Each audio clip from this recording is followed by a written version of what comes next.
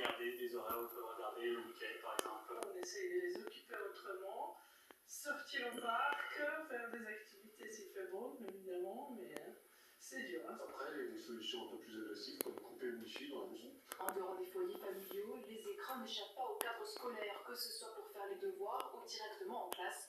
Plus de 60% des enseignants utilisent des ordinateurs ou des tablettes pour faire leurs leçons. Effectivement, les inspecteurs exigent qu'on leur présente des séances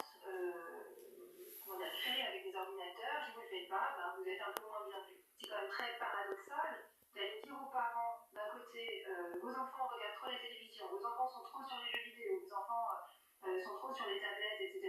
Et à l'école, d'en remettre une couche. Pour 6 parents sur 10, les messages de prévention sont remis en question. Selon eux, ces préconisations reposent davantage sur des perceptions individuelles que sur des données scientifiques. Ah oui, on rappelle que quand on veut lutter contre l'addiction aux écrans pour les enfants, ça commence aussi par soi-même. C'est l'exemple qu'on donne soi-même à nos enfants qui détermine cela aussi. Et c'est bien de se... Et je parle pour moi-même, je ne fais pas la leçon.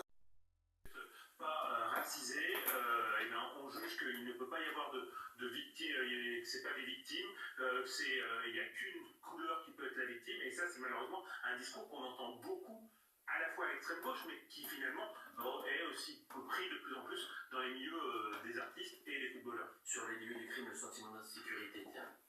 L'insécurité grandit. L'heure est aux enfants. Et évidemment, un peu trop d'ailleurs. Et les habitants dénoncent un manque d'encadrement pour les mineurs. Je vous propose de voir le reportage produit par nos équipes. Alexandra Bischoff et Kinson étaient sur place. On y était hier, on y était également vendredi. Je vous montrerai parce qu'il y a une cagnotte aussi qui a été créée par le Pitré Football Club ainsi que par la famille pour une œuvre. Pour l'instant, elle n'est pas encore déterminée. D'abord, voyons le sujet. Un hommage est rendu à Lias par une association du quartier.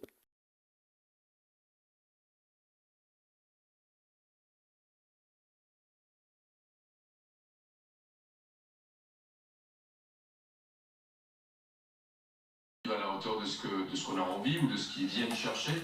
Donc c'est aussi c'est plusieurs problèmes. On a vécu aussi les pourboires à l'époque, c'était pas chargé, il n'y avait pas de charge patronale sur les pourboires et aujourd'hui c'est redevenu un peu sur le tapis. Disons que moi je ne suis pas ni financier ni politicien, je suis cuisinier, donc mon devoir est plus d'alerter et de dire qu'il y a aujourd'hui